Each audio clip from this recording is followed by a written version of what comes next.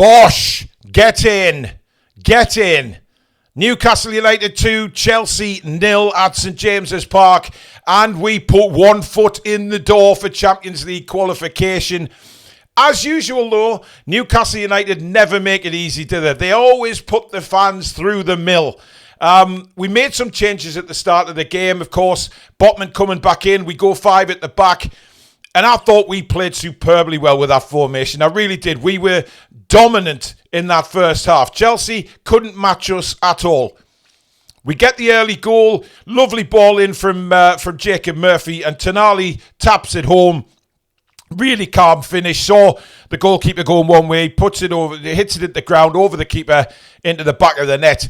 And it was a very early goal. And you're thinking, well, you know, early goals, do they mean anything in matches? We just couldn't get that second goal in the first half, despite our dominance. Lots of opportunities created. I thought Murphy and Barnes in that first half were absolutely outstanding. I mean, some of the touches Murphy was making, Barnes was coming further into the middle and being able to get the ball, receive it and turn and run into a lot of space. I have to say, though, Chelsea's tactics were absolutely disgusting. I don't know what Maresca said to them before the start of that game. And I don't know how Caicedo went through that whole game without a yellow card. I thought he was 3 tackles he made in the first 10 minutes of the game that went unpunished, which were literally ridiculous. However, they do eventually get a man sent off. Nicholas Jackson gets the red card for a blatant elbow on Sven Botman. I've heard people say on the telly commentary that they were saying it was never a red or it was harsh. Bullshit. How can you possibly say that was a harsh red card? If you look at that replay, Jackson is looking exactly where Botman is and then leads straight into his face with an elbow.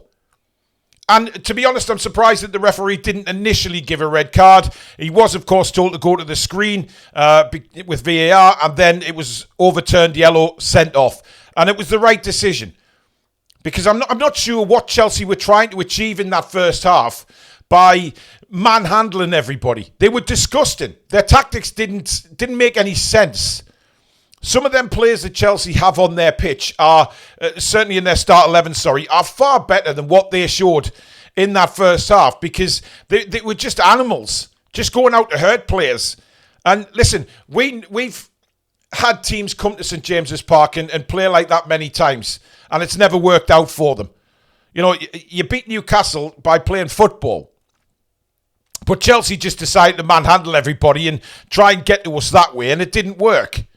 And we were in full control of that first half, without a shadow of a doubt. Brilliant football. The 5 at the back was working so brilliantly. Murphy, excellent at right wing back. And of course, Livramento on the other side is a left wing back, working excellently. But then you get half time, and I'm thinking, right, let's go and kill the game off early. Let's stick the dagger into the back of Chelsea and put them out of the game. It didn't quite work out like that. He brings Botman off after 54 minutes. Now, I'm not sure why he brought Botman off. I wasn't obviously privy to the commentary, so I don't know. I heard a few people saying on Match Day Live show that it was a concussion protocol, that they thought he might have had a concussion, so they had to bring him off. But it was who he brought on that kind of confused me, because he brought Miley on and shifted Murphy to a full right back. Now, listen, playing Murphy as a right wing back is fair enough because he's covered by 3 centre backs.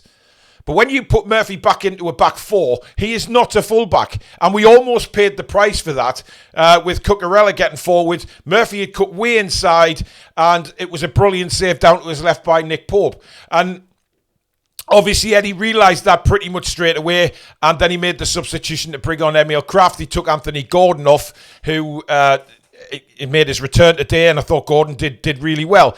But it's clear that we tired in that second half as well. I'm not sure what the hell is going on with Alexander Isak. And everybody's seeing it now. It's not just me or a couple of other people thinking, oh, stop having a go at Isak. It's not having a go at him. There's a difference between having a go at him and being constructive. And there's a lot of people there today realised that Isak is just not fit, and there's something going on with Isak that obviously we're not privy to, we don't know. Many journalists suggesting that he's carrying a groin problem. Now, look, I'm not Eddie Howe. I don't have the qualifications of Eddie Howe, but everyone in the ground, everybody watching today could see that Isak was pretty much anonymous. His touch left him again. He was trying to, he was losing the ball in dangerous situations, certainly one in the second half, which he did really well actually to hold on to the ball, and then he spun his man and then lost it and created a break for Chelsea. We can't be doing that. Chelsea could have hurt us there, and if we had conceded in that game and only come away with a draw, then we would be kicking ourselves, because that would have been 2 points dropped. However, look, we won the game. Bruno scores at the end, slight deflection over the top of Sanchez into the back of the net, 2-0, Bosch, job done, and 1 foot in the door of Champions League qualification. 2 very big games left. Of course, we go to Arsenal next week. That is not going to be easy at all, because Arsenal will want to get one over Newcastle United. We know that. With what's gone on between those two clubs over the last couple of seasons, Arsenal will be desperately trying to derail Newcastle United's chances. But look, this game was all about the 3 points today. And it didn't really matter how we got the 3 points. We played excellently first half, second half a little bit wishy-washy stuff, but listen, we got the 3 points, we got a clean sheet, and we are almost there. We are almost there. And I think 3 more points will guarantee us Champions League football next season. That may come on the end of the season against Everton, but nothing to say that we can't go with this 5 at the back formation if Botman hopefully is still fit to start the game. We can go to Arsenal with that same formation. Arsenal hate playing that formation. Absolutely hate playing against us when we do that. And to me, we looked better with the 5 at the back than when we go 4-3-3 in recent games. I thought we looked very, very comfortable. It was allowing players to really excel in their positions today. And I don't see any reason why we can't go and play that formation down at the Emirates next week. Obviously, a couple of players missing. Joe Linton, he was seen in the stands today with his replica Newcastle shirt on. I thought that was superb, by the way, from Big Joe. And of course, Joe Willock out again. Look, I think if Newcastle get an offer for Joe Willock in the summer, we will let him go. I don't think, Stato's right with what he said earlier today, that he doesn't think that Newcastle will push to sell him. They'll not be actively selling. However, if a team is interested in Joe Willock and comes forward with a bid, I can see Newcastle letting him go. Because he can't stay fit now, and he's not doing it on the pitch either. So there's the combination of reasons why we can possibly look at selling Joe Willock, get a bit of money in for him, and bring somebody in. Jacob Ramsey was mentioned the other day as a possible alternative. I'd love a Jacob Ramsey. I think he is an upgrade on Joe Willock. There's no doubt in my mind. But today, the early kickoff, I thought, I hate early kickoffs for Newcastle United. However, they were up for it from the start today, Newcastle. You could tell. The way we started the game, we had an intense press. We kept the ball away from Chelsea. We sort of dictated play. Yes, the second half was a completely different story, but look, we all know as Newcastle United fans, that is what you're going to get. It's very difficult when you're a Newcastle fan that you see a perfect 90 minutes. But on the flip side, we did the job. Chelsea had 2 decent opportunities, one from Cucurella, one from Enzo, which Nick Pope tipped over the bar. But apart from that, they didn't have any more shots on Nick Pope and made him work. I thought he covered his penalty area really well again today, came for crosses, was confident with the ball, his distribution was good. So I don't think anybody really underperformed. Miley was quiet when he came on, but got into the game as it went on. But they all did the job. And at the end of the day, we can't complain with a clean sheet and a 2-0 win over Chelsea when the stakes are that high. It may have been a bit of nerves in the second half as well, because we know what's at stake. Leading 1-0 against 10 men, you're expected to go out there and dominate the game. But, this is Chelsea. They've got some excellent players on that pitch, and they will test you.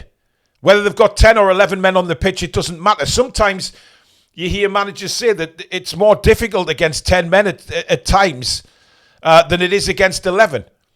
But Chelsea had nothing to lose in that second half. They needed to try and get some points on the board. They needed to attack, and they did that. But all in all, I think we dealt with it really well. Yes, players got tired towards the end because they put in a really good shift. But look, I think we have to be very proud of the lads today because they've given it their all. It got a bit messy second half, but who cares? We've got the 3 points, and at the start of the game, we wouldn't have cared how Newcastle United played today. It's all about getting those 3 points, and that's exactly what we did. And hey, we can't complain. We're now in a position where Champions League the door is ajar. We have 1 foot in it, and we just need to drag that second foot through in the last couple of games. But all in all, a 2-0 win, a great sunny day on St James's Park. And let's be honest, we get one over Chelsea again, and it's glorious. Now we move on to the Emirates to see if we can get one over them again. But look, thank you very much for watching, guys. As usual, let me know in the comments below what you thought of the game. Who stood out for you, who didn't. And of course, Monday night, we've got the review of the game, 7 o'clock, where we'll give you all our player ratings, etc. And you can have a bigger say on the game. But thank you very much for watching. Please do subscribe if you're new to the channel. Free to do so. And make sure you hit that notification bell so you never miss an upload or a live show. And of course, please give it a like so we can be up there in the search results on the old YouTube algorithm, and fellow fans like yourselves can find us in those search results. But thank you very much for watching, guys, and we'll see you very soon. Take care.